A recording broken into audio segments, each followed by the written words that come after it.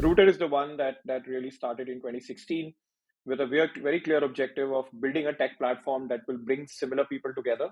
So we wanted to create different social layers on top of interest. And the first interest that we were addressing was sports. So we wanted to connect sports fans with each other because we saw that as a very clear insight and we wanted technology to kind of go ahead and do it. We tried it and kind of scaled it for the first 4 years, but something happened in 2018-19 when we realized that having built a very strong streaming technology, in-house streaming technology, we saw gaming becoming big in India, and that is the time we decided to take a pivot right at the onset of COVID. And from there, Router became India's largest gaming content and esports content platform.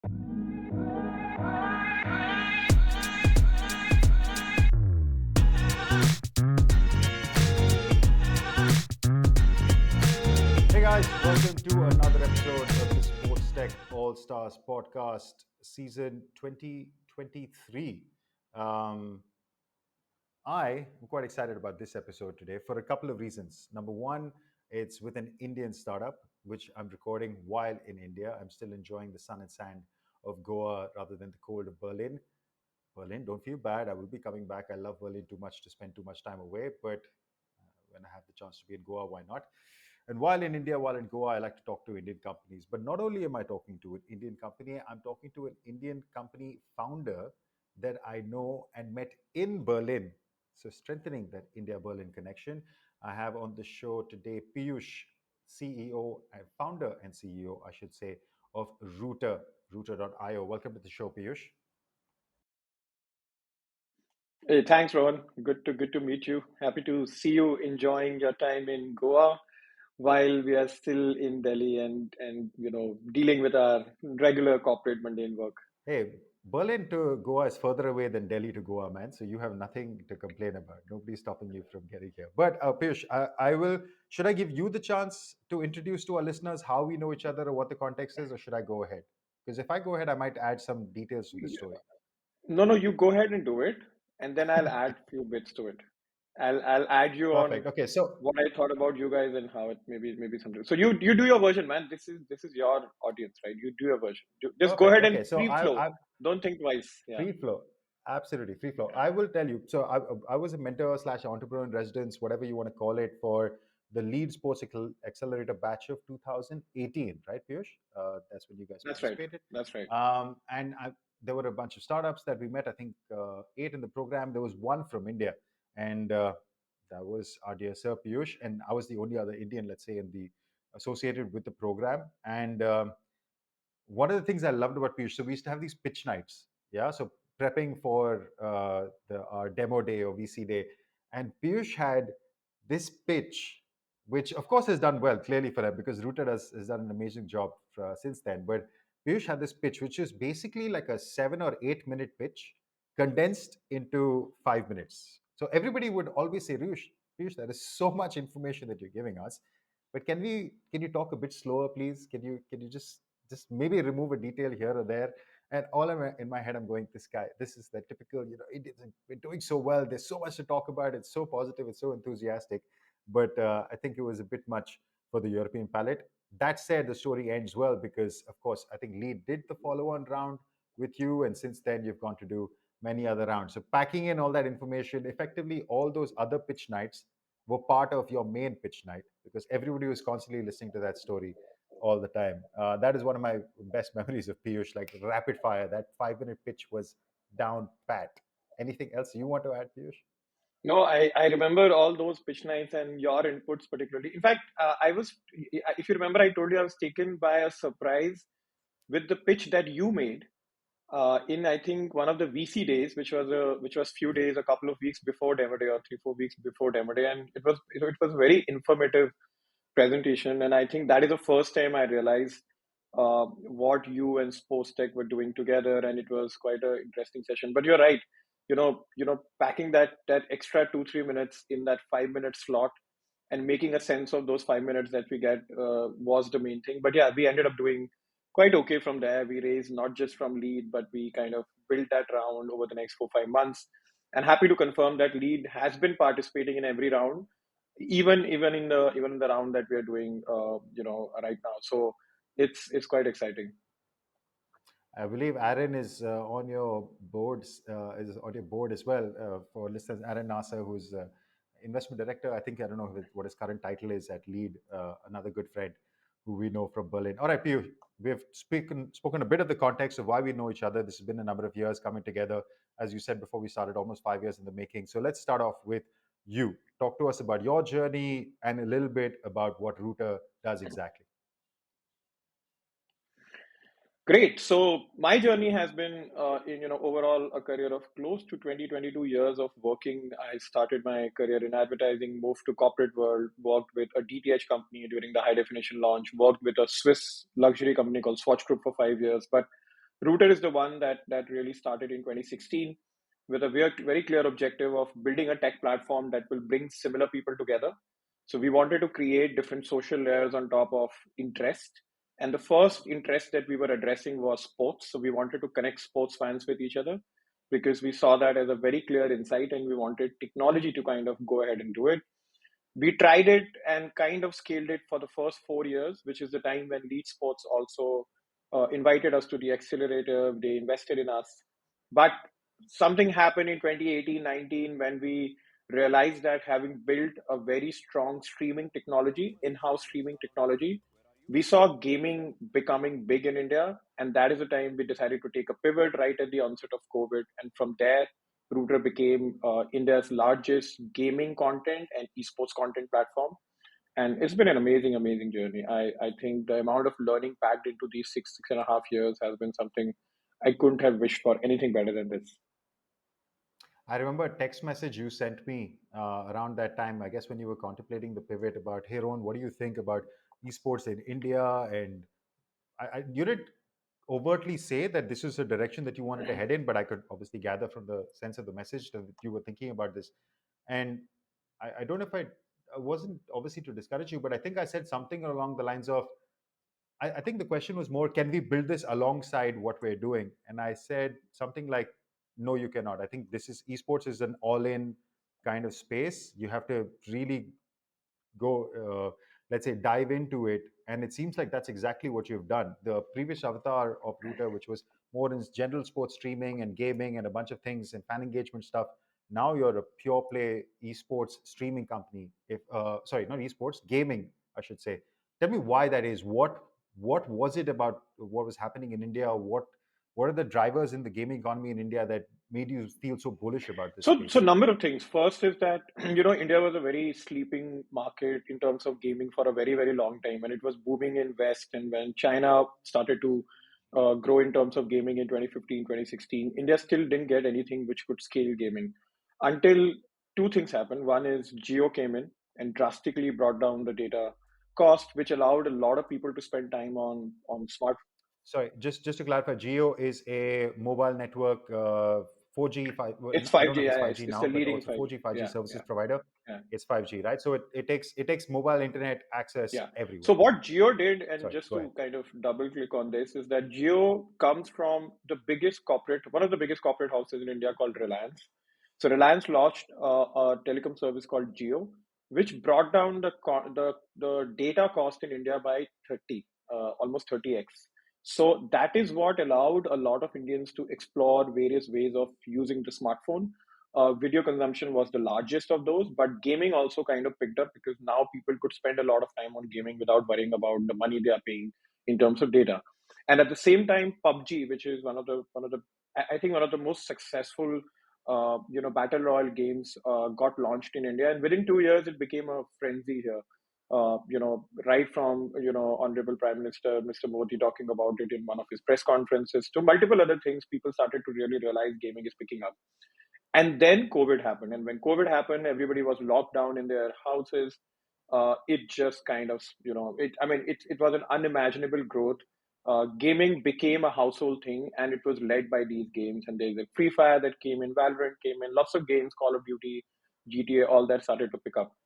So what we realized is that India predominantly by 2020 had become a very large content market because content consumption was at its peak. And we realized that with gaming happening at such a scale, there'll be a parallel ancillary category called gaming content or game streaming or esports streaming, whatever you call, where all these gamers will either go to create content and therefore become creators, or they will consume content to basically become the viewers. And that is the opportunity we realized, and and we had already built one of the best streaming technologies. So we had all the features for people to become streamers. We knew how to handle content since we had worked on sports content for 1.5, 2 years. So we took that pivot. And in the first quarter of the COVID, when everybody was pretty much holidaying and you know uploading cooking videos and doing different things, our team was working like 2x harder to launch this product. We launched it within 2 to 3 months. We saw some amazing results in terms of retention, engagement, time spent. And what we saw is that keeping sports content and gaming content on one platform was never going to work for two reasons. One, because the age groups are very different. So gaming is predominantly a 10 to 25-year age group thing, while sports was more 18, 20 plus. And therefore we saw that they were not consuming each other's content, and the engagement on gaming was far, far higher than sports. So we anyways were contemplating coming out of sports because retention numbers weren't good. The CAC always used to be high.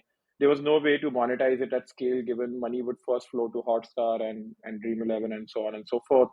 So we took this chance and we said, let's just follow one route. And I remember you saying it that it won't work, and I kind of took that up and we said let's just go all in on gaming. And yeah, it's really served the purpose, because when you go all in, you not just provide a very singular experience to the creators and the viewers. As a group of individuals who's building a product or a category, your learning curve is very steep because you are very focused, you are consuming a lot of information, and you are executing all the plans accordingly. So yeah, it's been a ride that's just amazing. We feel very privileged to be where we are right now. Yeah, I was actually just looking for the text messages that we had exchanged, and literally, do you think sports and esports content can be served on one platform? Blah blah blah. We're going through details, and I said no. The demographic sports and esports, exactly what you said, is very different, and also the behavior, the type of content is very different. And yeah, esports is very different, and the fact that you've taken that punt and to go all in is kudos to you guys, because you can see that growth. So let's talk about that growth. Let's walk me through router by Yeah. numbers, shall we say. What is your, where did you start with? Let's say, what were your kind of average metrics or monthly metrics before you made that pivot, and what are you at now, just so that our listeners get a sense of the scale Yeah, that so this when market we got offers. into gaming content, we were on an average doing 500,000 monthly active users and close to about 50,000 to 60,000 daily active users. No, actually, almost. This is This just in this was just sports. in sports. So sports in the early days of gaming, So right, and so just for context, 500,000 monthly active users is already a strong number. I mean, that's a, I guess, a tough thing to snub your nose at and say, hey, we're not. But you can see the growth, and you're not seeing the Yeah. retention, as you said. So it's a decent base, which you might try to find other ways to try to do things with. But you said dump this and let's literally build Yeah. again. Where have No, you and, gone? and I'll tell you why we were a little wary about building the sports content at scale. And the reason was that India is a very cricket centric market, and everything depends on the days on which cricket Yeah. is being played. So if there is a gap of even 10 days or 7 days between two tournaments, your retention goes haywire. And therefore, the amount of money you need to spend to get the user back, you can never monetize that particular amount. And therefore, it's been extremely difficult for a lot of sports companies to go on and monetize if you're not depending on the user revenue, say for a company like Dream 11. So therefore, we kind of decided that it's not going to work out, and therefore, even with 500,000 numbers, we thought it's not something that can become 50 or 100 million. And by then, having spent 4 years, being all in, the patient, we were very clear that we need to build a business that can go up to 50 to 100 million monthly active users, and this wasn't going to be one. So when we started to get into gaming, for the first year, we kind of scaled to almost 1 million monthly active users by the time we ended 2022. And when we were 1 million, we were at about 100 to 150K daily active users. By the middle of 2021, we were at about almost, you could say, 4 to 5 million, I mean, 4 to 5 million kind of a monthly active users. But most importantly, when we raised our Series A in the last quarter of 2021, we were at 8 to 8.5 million monthly active users, with daily active users ranging between 800K to 900K. And that is the time. So the metrics at the end of 2021 and the thesis that all our Series A investors had matched each other very well. And I'll give you those numbers before we raised the 25 million series around. So we were at about 8.5 million monthly active users, about 700, 800,000 daily active users purely on app. And then the average time spent was between 20 to 25 minutes on streams, about 18 to 20 minutes in general, as in the average time spent by a user. We were always monetizing Router, always. Even if we just made $200,000 a year back in 2018, 19, 20, 21, we always went for monetization. So even in 2021, when it was very early for us, we were still making about 130 to $150,000 a month, and that always allowed us to have that cushion to spend on the user on the content. So our revenue was on an average at this scale, so you could say about 1 to 1.2 million ARR kind of a number. And then the time spent, I already mentioned, retention numbers had scaled up. So basically, these were very good metrics to look at a business which has a very good technology, which has made a very cost-effective supply of content, which is acquiring users at a CAC which was almost, you could say, much less, almost 5 cents, 4 to 5 cents used to be our CAC at that point in time. So Wow. pretty much everything from a unit economics perspective for an early growth stage company kind of did well. And that perhaps gave confidence to Lightbox, March, Dwayne Park, Nine Unicorn, multiple such funds to kind of come in and back us. So that is one landmark. Then in the last 12 months, what we have done is we got a lot of capital. And when you get a lot of capital, you get to do a lot of experiments that you can't do with a low capital or less funds when you have in the bank, right? So first thing we did is we always knew that this cannot be scaled without a good team, right? So we kind of got the next 50 people in the team.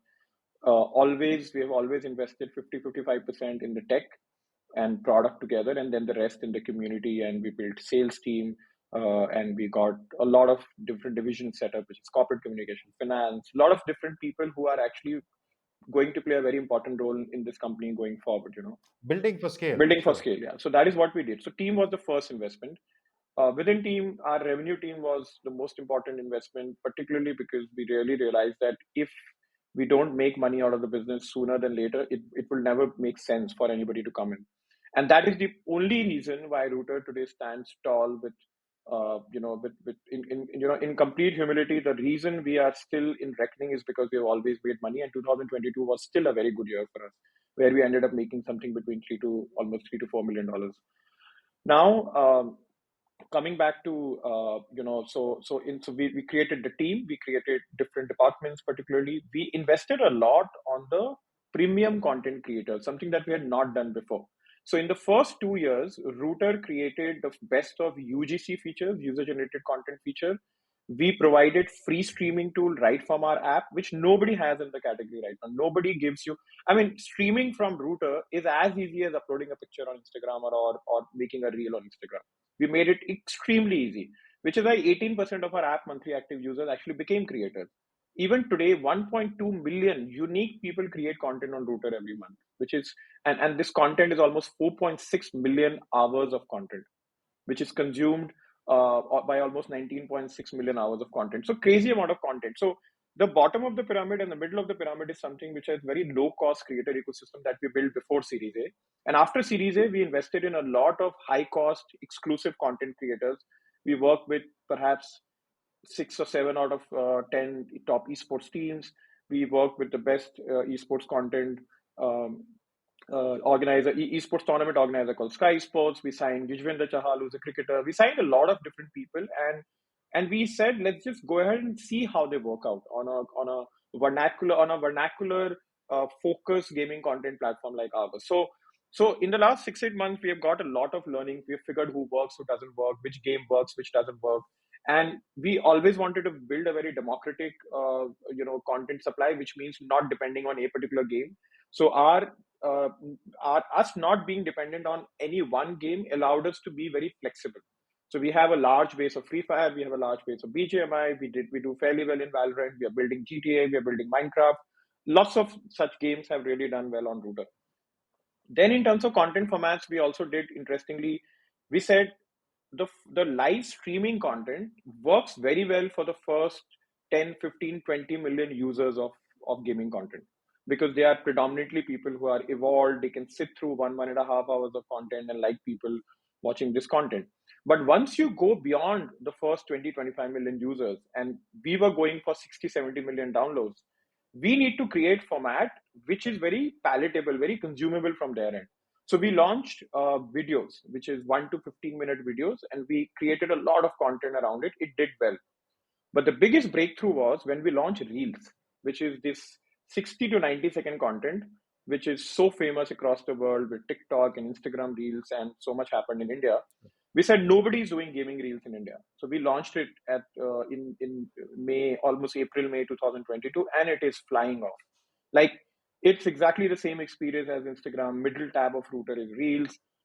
Per user per day consumption of Reels is 11, which is up from 3 in April. So between the live streams, videos, and Reels, now there are three content formats. Then there is games which are doing very well. We have a lot of creators who are exclusive. Then there is an upcoming creator, UGC. So the supply side of the content is something that Router really, really worked hard on. And that is the biggest strength, because we are a fairly well distributed content platform, and therefore there is something for everybody who comes in. So this allowed time spent to go up to almost 28 minutes per user per day, the average time spent, and the live stream time spent went up to almost 36 minutes. So these are two numbers which have done very well for us. Our retention has also grown by 1.5% month one retention. So these are some top line numbers. And the last number I'll share is that we also managed to grow our revenue to 5 million ARR from almost 1.2, 1.3 million ARR. So 3x Yeah. growth on revenue. So yeah, it's been a crazy month. And today, And this is with what monthly yeah, user? yeah. Sorry, this is with what monthly user base and daily So active today user we are base? at 17 million monthly active users, out of which about 11 million are on the app, Wow. and our app DAU is 1.4 million. So these are the users who are kind of contributing. So the fact that we kept our monthly active users pretty consistent in the last 3 to 4 months while our revenue grew. So our ARPU has almost doubled in the last 1 quarter, 1.5 quarters. So yeah, so business unit economics looks very good. We now and I'll come to what we're doing in 2023. But yeah, this is where Router stands. 5 million ARR, 17 million monthly active users, 1.4 million daily active users. Time spent is 36 minutes on live streams and about 27 minutes overall. And yeah, that's a good position to be in. I think if there was ever a story about a good pivot, I think you just told it, Piyush. I mean, the kudos to you guys, kudos to you and the team for everything that you have created. I want to talk about the journey briefly in terms of growing this kind of scale in a market like India presents its own set of challenges. What were the biggest ones that you guys had to overcome? So, one of the biggest challenges is that once you get into the growth stage, the number one metric that needs to show up is user growth. Okay, so you will fix your retention over a period of time by personalization, something that we do exclusively. Nobody does personalization in gaming. We basically personalize content for each and every user, depending on the game, the creator they follow, so on and so forth. And there are different content formats, etc., which is going to fix retention. But you cannot see a business deliver scale unless you get a lot of users. So when we moved from 1 million new user download to 3 million new user download within 3, 4 months of raising last round, we saw our CAC go up by 4x. Okay, and we from like 3 rupees, 3 Indian rupees, it went to 15, 16 Indian rupees, right? Which is about 20 cents. And and we did that for about 2, 3 months, and we realized that this is not sustainable, because we will take some time to get to a good LTV to CAC ratio, and therefore we need to figure out a way to bring it down. Also, because we were entering the last 2 quarters of 2022, where saving money and bringing down burn was the key objective. So very successfully and completely hats off to the growth team. They managed to bring down the CAC to almost 11 cents. So CAC dropped by 40%. And even at that scale, we were adding 2 to 2.5 million users every month on Router, which allowed us to keep the monthly active users sustained. And And therefore, today, when we look at adding another maybe 30, 35 million users in 2023, we know we are quite confident that we'll be able to bring them down at a certain cost. And unless you're getting user at a low cost, you cannot make a good business because you will take some time to monetize. So that is one of the things that we face. Second is technology optimization. So in a streaming business, or for that matter, any content business, one of the costs that can go completely haywire is your tech cost. So your tech cost per user has to be very sustainable, and that can only be done with a very strong product team. So we have a very strong product team that actually worked behind ensuring that they work closely with the tech team and they managed to bring down the tech cost. So our tech cost also dropped by about 30-35% in the last 6 months, keeping the average monthly active users almost same. So that was the other thing that we did quite nicely. And third is your revenue. You have to figure out a way to monetize your user, and it is not a switch you can turn on one day and think it will start to happen. It's a constant learning for many quarters and maybe a couple of years. So for us, therefore, getting into that learning phase early in our business has at least allowed us to sit at a position where we know that from a 5 million ARR to a 20 million ARR in the next 18 months is completely visible. We just have to go ahead and execute and do justice to this opportunity. I think that's a great point. I think that's the big fundamental difference between an investor-driven business and an investor-enabled business. Is something that we talk about often as well. That where all your growth is basically fueled by the external capital that is coming in, versus how you're using the external capital to your advantage, because you have a base of capital that you can rely on. And then, as you said before, experiment, try different things, and then realize what works best, and then double down on it, either using your own capital or with further capital from outside. Fantastic learnings, Piyush. I'm sure our listeners will enjoy that. Let's come to what you mentioned earlier. I'm sure you've got an exciting pipeline of things coming up in 23 and beyond. What do you want to talk about So, first? 2023 is a very exciting year for startups. And the reason I say this is because this is perhaps one of the toughest times that all of us are facing, because the capital which is available in the market for us to get is going to be very scarce, and we have to use it very wisely. So what we all have to do is that we have to use this opportunity, this golden opportunity I call, to basically fix our unit economics, make a very good sense of the business, and kind of go from there. So what we have done at Router is that we have looked at all our metrics for the last 12 months, sat with the senior management team. The senior management team worked with the board, and we have come up with a plan where we exactly know which are the two important things to deliver in 2023 and perhaps the Okay. first 6 months of 2024. The first thing is we need to grow our revenue. So our target is to double our revenue by June 23 and 3x our revenue by December 23. Very doable. We are already on that chart. And so this is the revenue target. So we, by the time we end 2023, will be somewhere in the range of 13 to 14 million ARR. The second thing we are doing is bringing our cost down. So consistently in the next 12 months, we'll bring down our cost by optimizing on each and every resource that we have and ensuring that these two work together to deliver a monthly cash positive situation in April. So by April, we want to be making enough money to run our business successfully, having saved a lot of money, which is already there with us. And these 18 months are the ones which will actually take us through a journey where for now we are already funding our content and user growth through revenue. Eventually we'll fund everything for the business through revenue, and the reason we are able to do this with revenue is because we have a very high quality revenue. So our revenue is actually 90% gross margin, which means that a lot of money that we make out of our business is something that can be invested back in the business. And we are fully focusing on those revenue sources because that's something that will allow us to see through these 18-20 months by the time the world bounces back and there is capital again available to grow at scale.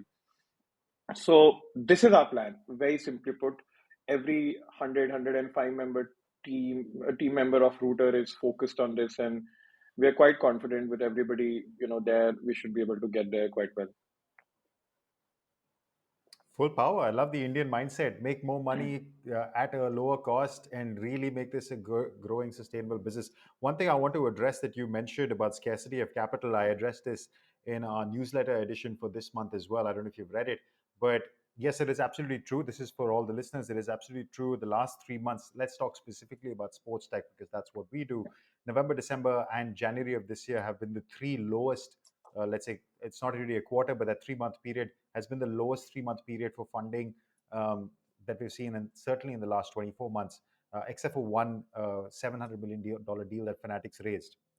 But as I mentioned in the newsletter, this same 3 month period has seen the most number of new funds announced that we've ever seen before. For example, we had 181 million fund announced by Sapphire Sports. We had 100 million fund announced by Courtside, their fund three. Will Ventures announced a fund two of 150 million. KB Partners announced 100 million fund two. Shikhar Dhawan announced Dawan, which is his $75 million fund. Lionel Messi announced Playtime. There has been fund after fund after fund. So on one side, there is money which is not reaching the market, but on the other side, and from VCs and PEs, so even bigger, let's say, um, bigger, deeper pockets that I've spoken to over the last month or two are very bullish about sports. Sports is one of those industries that will continuously attract attention from whether it's from big tech, whether it's from endemic funds, non-endemic funds, etc. So there is money that will come into the ecosystem or is waiting to be deployed. It's just about you and how you tell your story and getting access to it. Can I? Yeah. Piyush, thanks so much for Can I? sharing your Can story. I add to? Sorry, Yeah, sorry to sorry, you want to interject. add I just something? want to add to it. So exactly what you're saying. So not just and I know sports tech is really gonna boom because the disruption is happening right there, and while we are at the middle of it, from an Yeah, esports angle, we can see that a lot of good work is happening. But what I feel is that with all pretty much funds across sectors have raised a lot of money in the last 18 months, but they're not deploying it, right? Because they're waiting for the right time, right yeah. valuation, right metrics to deploy. So what we are doing at Router and at perhaps all the companies are doing is that you have to be the best possible option for them to invest when they are ready, right? So that is Absolutely. what we have to do. We have to get there thinking that when they look up, they should find you the best opportunity, and that is what everybody needs to work towards. That's what we are doing. 100% great advice to startup founders that are listening. There is money there. Money is not going anywhere. Make it your job to be attractive to that money, and it will find you if you execute on that idea perfectly. As Piyush has done, fantastic job, Piyush. Again, kudos to you and the team for having built what you built. Best of luck for continuing this build, and uh, as you well know, I'll be on tracking your journey well. We will continue to stay in touch. Before I send you all away, I have one last question, which is my favorite question to end this podcast on. I do that with all our guests. I like to believe we're all sports fans first. So I want to know what has been your favorite sporting moment, either as a fan or as a athlete participating yourself. I can't wait to hear. I hope it's some Indian story. Yeah, I yeah, I'll tell suspect it you. will be. I'll tell you. There are three. Okay. My most favorite recent Okay. sporting Wow. memory is India defeating Australia in the Border Gavaskar Test Series in the beginning of 2021 against all odds of having started probably at the nadir of what cricketing terms can be, and they defeated and Shikhar, Rishabh Pant and all these players did phenomenally well without the captain being there. So that is my Shardul favorite Thakur, cricket memory Ashwin, like recently. match Everybody, saving innings everybody. after match Yeah, yeah. saving innings. Yeah, There's a everybody. documentary, if I'm not wrong, on Sony Live, and I think people should just watch it on how beautiful that was. So that is one. Second is of course Messi completing his, it's just kind of, putting the final grace on his career with the World Cup victory, and I think that was quite fantastic. And the third one was having seen Federer won the last Grand Slam in 2018, the Australian Open. He didn't win anything after that, but for him to end his career so well with people who are his contemporaries in Labour Cup, with Djokovic, with Nadal, these people crying like kids, all of us crying. I was in a flight, and I remember I was just crying when I was going for a holiday, and all this was happening. So these three for me are the memories which are very close to my heart, and also something that has really helped me understand the value of sports in our life much more closely than what I have been doing through my life anyways. Incredible. I love those three moments. I love to share my personal takes on all of them. With the India Australia one, I remember I was in Berlin at the time, as I usually am. And because games are in Australia, I think game days play would start at like 11 p.m., 12 p.m. my time. and would go through the night Yeah. basically. And I remember like my girlfriend is lying in bed next to me. I've got the earpod on with the laptop on like some sort of display, so I can kind of watch and listen at the same time, just all through the night. Incredible series. Messi, the greatest football match Ever. I've ever Yeah. watched. I think you can't argue with that. That final was just the piece de resistance. What a cap to his career. And again, the last moment that you described, Federer watching him at the London Masters, truly emotional moment. I don't think any sports fan would not have shed a tear. Um, Piyush, thanks so much. Absolutely great moments and great to have you on the episode. And look forward to hearing more about you. If somebody wants to get in touch with you, where do they reach out? LinkedIn, your email? Well, I'm pretty much everywhere, so you could reach out to me as Write to Piyush, WRITEPI WRITOPIYUSH. So Write to Piyush on Instagram, on Twitter, on LinkedIn as well, and yeah, we'll chat. I'm quite active on social media, so I'll definitely be able to reply soon. Piyush, yeah, you can find Router. Router.io is the website. You can find Piyush as the founder, as you said, on LinkedIn, on Instagram, on Twitter, wherever you need if you want to get in touch. That is a wrap for another episode. We're continuing our theme of fan focused companies because, as we saw, 2022 was the year of the fan. So much money, 63% of all sports tech funding, which was a nice fat $10 billion figure, went to fan focused solutions. This is another company that we're featuring across this month. There will be more. Next month, we have another theme. We're talking to investors to get their perspective, and these themes will continue. For anything else, stay in touch with our social handles, our weekly show, our newsletter, our podcast, which you're on obviously right now. These will continue coming to you. All right, guys, have a good one. Take care.